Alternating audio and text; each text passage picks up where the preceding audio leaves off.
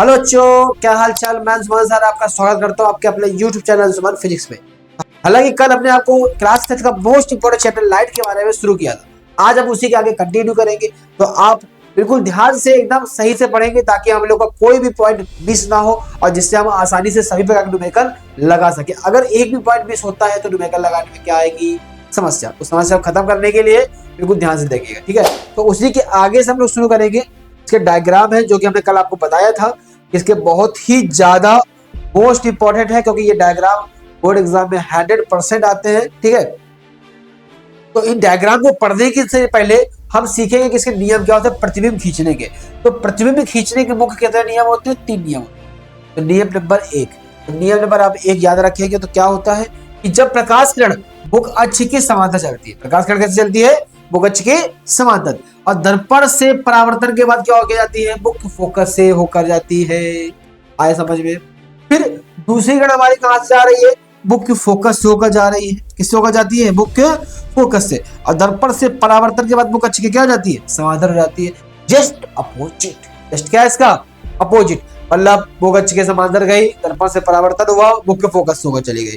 फिर मुख्य फोकस से होकर गई, दर्पण से परावर्तन हुआ, मुख्य अक्ष के क्या हो गई? समांतर हो गई। आया समझ में? ठीक। 2 नियम याद रहेंगे कि नहीं याद रहेंगे? बताओ बताओ बताओ, कमेंट करके बताया करो बेटा, ठीक है। कमेंट वाली तुम बहुत ज्यादा अच्छा कर लेते हो। नंबर 3 की बात करेंगे।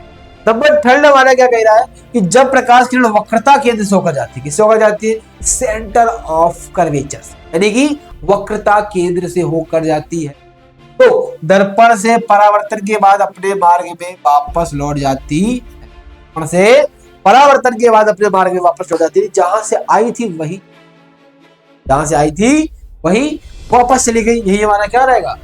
नियम हो जाएगा। नियम याद रखेंगे तो सारे प्रतिबिंब याद रहेंगे।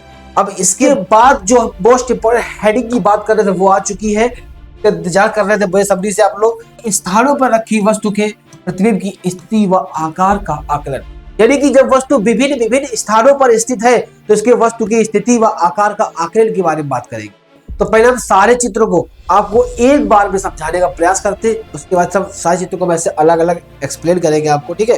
तो पहले हम एक साथ सारे देखते हैं, और क्योंकि इंपॉर्टेंट है तो हम एक बार में आपको सारा समझा देंगे, जिससे कि जो बहुविकल्पी आपके आते हैं ऑब्जेक्टिव क्वेश्चन, ठीक है, ऑब्जेक्टिव बहुत ईजी हो जाएगा। देखिए हमने पहले बात करते हैं अवतल दर्पण की। दर्पण की अवतल की भाई साहब ये ले लिया हमने अवतल दर्पण और इस पर लगाया पालिश। कर मारोगे क्यों भाई साहब? पालिश कर लोगे। ये हमने क्या किया? इसकी मुख्य अक्ष बनाया और ये हमने लगाया इनफिनाइट। क्या बनाया? अब देखो जब वस्तु हमारी अनंत में, तो हमारी कहां पे है? अनंत पे रहेगी। तो जब हमारे पास बेटा वस्तु अगर अनंत पे है, वस्तु अगर अनंत पे है तो इसका प्रतिबिंब कहां बनेगा? मुख्य फोकस।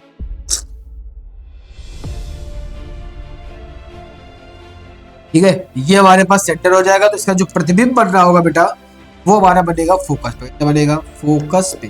मान लो ये वस्तु जो थी हमारी वो O1 है, तो प्रतिबिंब हमारा जो होगा वो I1 होगा, ठीक। वस्तु को बोलते हैं ऑब्जेक्ट और प्रतिबिंब को बोलते हैं इमेज। तो उसका नाम दिया O, उसका नाम दिया I, इसके अनुसार तो बनाएंगे, ठीक। तो इसका नाम दिया O1, इसका नाम दिया हमने O2। यानी कि जब तुमसे पूछेगी वस्तु अगर अनंत पे है तो प्रतिबिंब कहां बनेगा? प्रतिबिंब फोकस पे बनेगा। तो बनेगा फोकस पे। सीधा और आभासी। कैसा बनेगा? सीधा और एक जो बनेगा वो बनेगा उल्टा और वास्तविक, ठीक है, उल्टा और वास्तविक, ठीक है। तो देखो टोटल जो प्रतिबिंब बनते हैं वो कितने बनते हैं? 6। 6 में से जो 5 बनेंगे उल्टे वास्तविक, 1 बनेगा सीधा वास्तविक। एक कैसा बनेगा? सीधा वास्तविक। 5 कैसे? उल्टा और वास्तविक। 1 कैसा? सीधा और आभासी। तो ध्यान दीजिएगा ये वस्तु कहां पे है? अनंत पे। प्रतिबिंब कहां पे है? फोकस पे। तो प्रतिबिंब कैसा बनेगा? उल्टा और वास्तविक। कैसा बनेगा? उल्टा और वास्तविक। लेके समझो तुम्हारे घर ही में अगर आप बात करें, घर में कोई व्यक्ति तुमसे क्या है? बहुत छोटा है ना। बच्चा क्या होता है? बहुत छोटा है बेचारा। फिर उसके बाद कोई तुमसे छोटा, तो क्या होता है? छोटा। कोई हो गया तुम्हारे बराबर। कोई व्यक्ति कैसा होगा? तुम्हारे बराबर। लेकिन इसके बाद कोई है जो तुमसे क्या है? बड़ा। उसके बाद कोई होगा बहुत बड़ा, जैसे तुम्हारे पापा लोग तुमसे बड़े। पापा होगा क्या होगा? बहुत बड़े हुए कि नहीं हुए?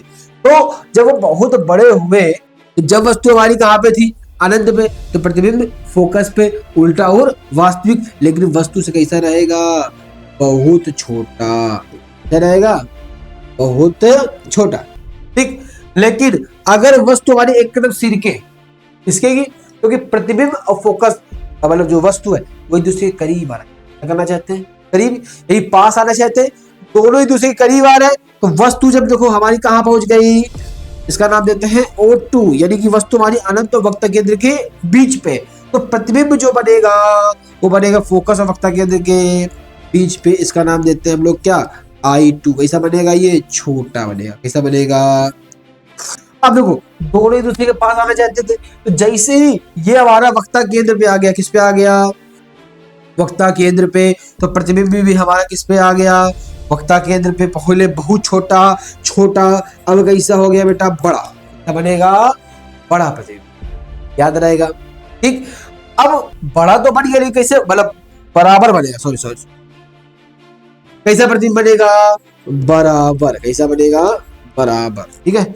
लेकिन उल्टा और वास्तविक, कैसा बनेगा, उल्टा और वास्तविक। लेकिन अब फिर से वस्तु को सिरकाते है ना, अब वस्तु कहां पे आ गई हमारी,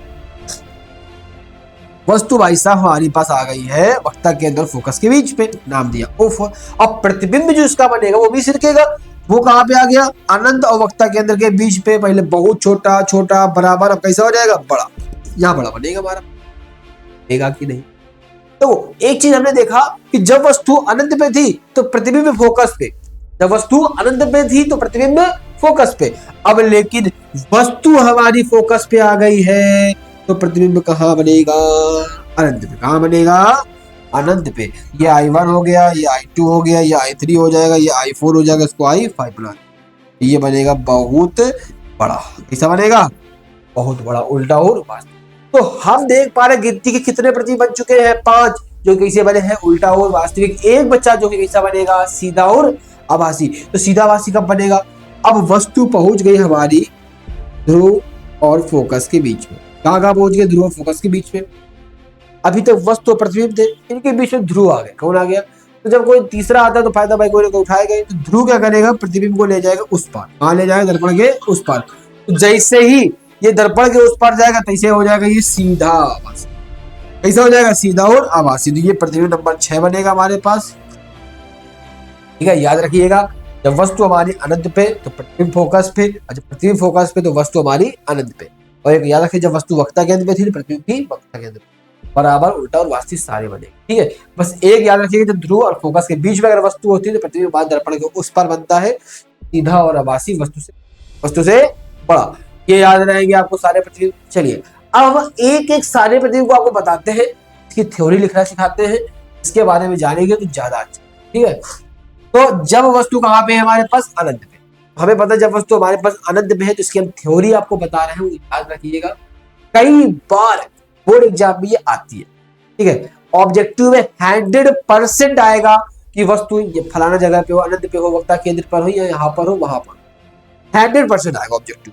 लेकिन कई बार जब थ्योरिकल पार्ट्स में आ जाता है कि भैया ये चित्र बनाकर इसके बारे में सचित्र वर्णन कीजिए, व्यक्ति नहीं कर पाते, तो ऐसा आपके साथ नहीं होना। तो हमें क्या करना पड़ेगा, हमें इसके बारे में एक्सप्लेन करना पड़ेगा। चित्र आपके सामने बना हुआ है, ठीक है, दर्पण का नाम दिया M1 व M2, तो थोड़ा ध्यान समझोगे एक बार में आज।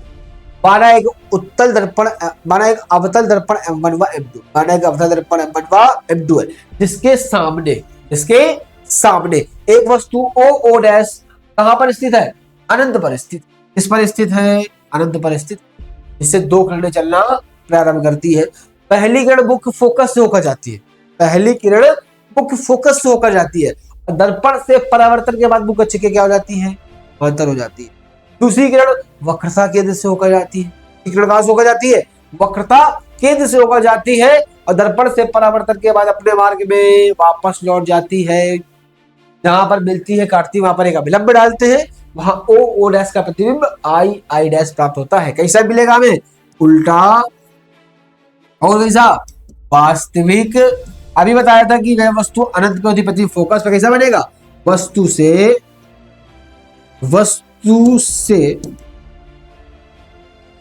छोटा, से बहुत छोटा, ठीक है, वस्तु से बहुत छोटा, याद रहेगा। ठीक है, हो गए। फिर से बस ये फटाक से 2 मिनट के अंदर माना एक अवतल दर्पण M1/M2 है जिसके सामने एक वस्तु OO डैश अनंत पर स्थित है, जिसे 2 किरणें चलना प्रारंभ करती है। पहली किरण मुख्य फोकस से होकर जाती है, दर्पण से परावर्तन के बाद वो कक्ष के समांतर हो जाती है। दूसरी किरण वक्रता केंद्र से होकर जाती है, दर्पण से परावर्तन के बाद अपने मार्ग में वापस लौट जाती है। जहां पर मिलती है काटती वहां पर एक अभिलंब डालते हैं, वहां OO डैश का प्रतिबिंब II डैश प्राप्त होता है, रहेगा। ठीक, इसी को हम आगे लिख के बता दिए, फटाक से देख लो, इसकी शॉर्ट ले लो। ठीक है, ताकि आपको लिखना है तो है ये, बाकी मैच करके एक बार लिखेंगे, गलती नहीं होनी चाहिए। ठीक है, कि गलती करेंगे पहले सही से लिखे, फिर पढ़े, फिर दोबारा प्रैक्टिस करें, उससे आपको जल्दी से आ जाए। ठीक, अगला हेडिंग, अगला हेडिंग हमारे पास क्या था, जब वस्तु अनंत व वक्ता केंद्र के बीच में हो। तो भाई हमें पता है जब वस्तु हमारी अनंत व वक्ता केंद्र के बीच में थी तो प्रतिबिंब जो बनेगा वो फोकस व वक्ता केंद्र के बीच में बने, पता है हमें। ठीक, कैसा बनेगा, उल्टा, वास्तविक वस्तु से छोटा, पहले वाला बहुत छोटा, अब बनेगा छोटा। ठीक, चित्र के बारे में बात करते हैं। वाला एक अवतल दर्पण M1 व M2 है जिसके सामने एक वस्तु OO डैश अनंत व वक्ता केंद्र के मध्य स्थित है, जिससे 2 किरणें चलना प्रारंभ करती है। पहली किरण कक्ष के समांतर चलती है, दर्पण से परावर्तन के बाद मुख्य फोकस से होकर जाती है। दूसरी किरण वक्रता केंद्र से होकर जाती है, दर्पण से परावर्तन के बाद अपने मार्ग में वापस लौट जाती है। जहां पर मिलती काटती वहां पर एक अभिलंब डालते हैं, वहां OO डैश का प्रतिबिंब II डैश प्राप्त होता है। कैसा, उल्टा, वास्तविक वस्तु से छोटा। ठीक है, तथा मुख्य फोकस व वक्ता केंद्र के बीच पे। तो एक काम करें, फटाक से इसका भी स्क्रीनशॉट ले ले। ठीक है, आगे बढ़ते हैं।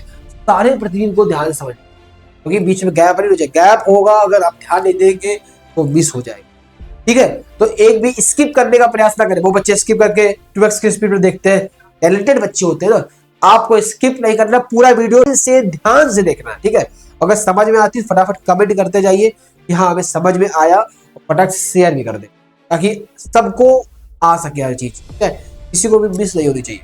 आगे बढ़ते, आगे हमारे पास क्या, जब वस्तु कहाँ पे है, वक्ता केंद्र पे। तो हमें पता है जब वस्तु वक्ता केंद्र पे थी तो प्रतिबिंब भी वक्ता केंद्र पर बनेगा। कैसे बनेगा, वक्ता केंद्र पर, और वस्तु के बराबर बनता है। जो चित्र बना हुआ आपके सामने, माना एक अवतल दर्पण M1 व M2 है जिसके सामने एक वस्तु OO डैश वक्ता केंद्र पर स्थित है, जिससे 2 किरणें चलना प्रारंभ करती है। पहली किरण मुख्य अक्ष के समांतर चलती है, दर्पण से परावर्तन के बाद मुख्य फोकस से होकर जाती है। दूसरी किरण वक्ता केंद्र मुख्य फोकस से होकर जाती है, दर्पण से परावर्तन के बाद मुख्य अक्ष के समांतर हो जाती है। ठीक, जहां पर मिलती काटती वहां पर एक अभिलंब डालते हैं, वहां OO डैश का प्रतिबिंब क्या होता है, II डैश प्राप्त होता है। कैसा मिलता है, उल्टा और वास्तविक वस्तु से वस्तु के बराबर, याद रहेगा। आगे बढ़ते, ठीक, इसका डायग्राम बना हुआ, थ्योरी है, चित्र वो स्क्रीनशॉट ले लीजिए। आगे बढ़ते हैं। आगे हमारे पास क्या कह रहा है, जब वस्तु वक्ता केंद्र व फोकस के बीच, जब वस्तु कहां पे आ गई, वक्ता केंद्र फोकस के बीच पे, इसे थ्योरी लिखनी है। थ्योरी जरूर लिख के एक बार प्रैक्टिस जरूर करें। ठीक है, माना एक अवतल दर्पण M1 व M2 जिसके सामने एक वस्तु OO डैश वक्ता केंद्र फोकस के बीच स्थित, जिससे 2 किरणें चलना प्रारंभ करती है। पहली किरण मुख्य अक्ष के समांतर चलती है। पहली किरण क्या करती है, मुख्य अक्ष के समांतर चलती है, दर्पण से परावर्तन के बाद मुख्य फोकस से होकर जाती है। दूसरी किरण मुख्य फोकस से होकर जाती है, दर्पण से परावर्तन के बाद मुख्य अक्ष के समांतर हो जाती है। जहां पर मिलती काटती वहां पर एक अभिलंब डालते हैं, वहां OO डैश का प्रतिबिंब II डैश हमें प्राप्त होता है, याद रहेगा। ठीक, चलिए इसके आगे का जो हमारे पास डायग्राम है इसका भी चित्र का स्क्रीनशॉट ले लीजिए। ठीक है, लिख लीजिए। आगे बढ़ते हैं। आगे हमारे पास क्या कहना है, जब वस्तु हमारी कहां पे हो, मुख्य फोकस पे हो। जब हमारी वस्तु मुख्य फोकस पे हो तो इसका डायग्राम कहां बनेगा भैया, इसका प्रतिबिंब बनेगा अनंत पे। तो हमने देखा वस्तु हमारी फोकस पे आ गई। देखो, माना एक अवतल दर्पण M1 व M2 है जिसके सामने एक वस्तु OO डैश मुख्य फोकस पर स्थित है, इससे 2 किरणें चलना प्रारंभ करती है। पहली किरण मुख्य अक्ष के समांतर चलती है और दर्पण से परावर्तन के बाद मुख्य फोकस से होकर जाती है। दूसरी किरण किससे होकर जाती है, वक्ता केंद्र से होकर जाती है, दर्पण से परावर्तन के बाद अपने मार्ग में वापस लौट जाती है। अगर तुम ध्यान से देखो तो दोनों किरणें एक दूसरे के समांतर बढ़ रही है। कैसे बढ़ रही है, समांतर। जब दोनों किरणें एक दूसरे के समांतर चल रही है, आगे बढ़ रही है, कहीं यहाँ पे मिलेगी नहीं, पर ये आगे बढ़ती जाएगी, कहीं ना कहीं तो मिलेगी। जहां पर मिलेगी या काटेगी, कहानी मिल रही है, जैसे ट्रेन होती है, ट्रेन की पटरी दोनों इस चलती जल्दी नहीं जल्दी, आगे कहीं मिलती है, हाँ कहीं कहीं आगे जब तुम जाओगे कई किलोमीटर बाद तो ऐसे बिल भी मिलती है। तो क्या होता है, जहां पर मिलेगी वहां का विलंब डालेंगे, वहां ओ ओ डैश का प्रतिबिंब आई आई डैश प्राप्त होता है। इसका जो प्रतिबिंब बनेगा उल्टा वास्तविक वस्तु के बहुत आनंद में बनना है। ठीक है, डायग्राम आपके सामने है, इसका थ्योरी लिख लीजिए। आगे बढ़ते हैं। आगे हमारे पास आता है कि जब वस्तु हमारी कहां पे आ गई है, फोकस व ध्रुव के मध्य में, इस पे आ गई है वस्तु हमारी ध्रुव और फोकस के मध्य पे आ गई, तो प्रतिबिंब कहां बनेगा भाई साहब? तो हमने देखा कि भाई साहब वस्तु हमारे ध्रुव और फोकस के बीच पे आ गई। अवतल दर्पण M1 व M2 है, जिसके सामने एक वस्तु ओ ओ डैश मुख्य फोकस और ध्रुव के मध्य स्थित है, मुख्य फोकस और ध्रुव के मध्य स्थित है। जिससे दो किरणें चलना क्या करती है, प्रारंभ करती है। पहली किरण मुख्य अक्ष के समांतर चलती है, दर्पण से परावर्तन के बाद मुख्य फोकस से होकर जाती है। दूसरी किरण वक्रता केंद्र से होकर जाती है, दर्पण से परावर्तन अपने मार्ग में वापस लौट जाती है। देखो दोनों किरणें एक दूसरे दूर हो रही है, क्या ये आगे जाके मिलेंगी? पॉसिबल है मिलने का? नहीं। ठीक है, क्या दोनों किरणें आगे जाके मिलेंगी? बोलो बेटा नहीं, है ना। तो क्या करेंगे, दोनों किरणों को पीछे बढ़ाने, दोनों किरणों को क्या करने पर पीछे बढ़ाने पर जहां मिलती काटती वाई का विलंब डालते हैं, वहां ओ डैश का प्रतिबिंब आई आई डैश प्राप्त होता है। ये दर्पण के उस पार बनना है तो सीधा आभासी और वस्तु से बड़ा, सीधा आभासी और वस्तु से क्या रहेगा, बड़ा। आया समझ में? ठीक, यहाँ पे अगर आप देखेंगे ये हमारा इसकी, ठीक है।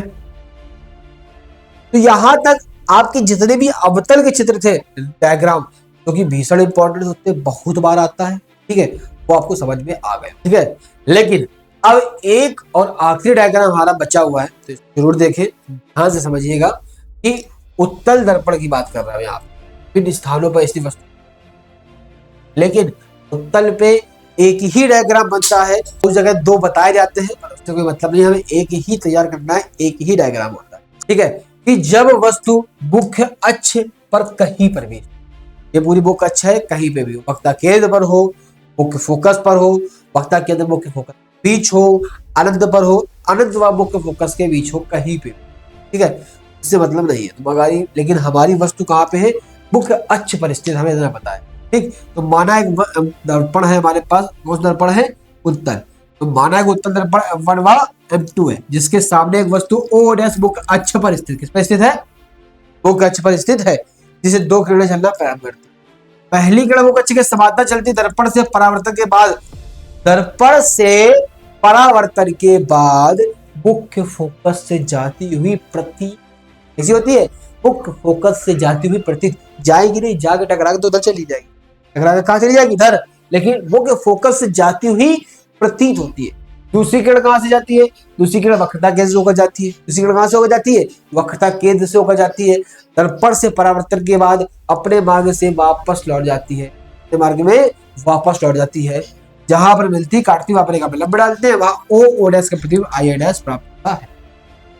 ठीक, कैसा बनता है, सीधा, जो उस पट्टी में है, आभासी, ठीक, वस्तु से जो रहेगा, वस्तु से कैसा रहेगा, छोटा, याद रहेगा, वस्तु से छोटा। आए समझ में यहाँ तक?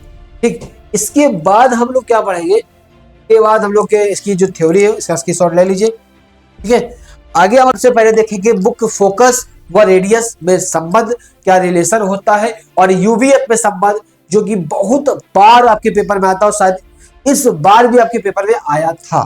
ठीक है, तो इससे रिलेटेड जितने भी न्यूमेरिकल हर साल आते हैं, उसके बेहतरीन न्यूमेरिकल भी हम आपको कल बताएंगे। ठीक है, तो कल की क्लास मिस मत करें, और मिलते हैं हम लोग अगले एपिसोड में।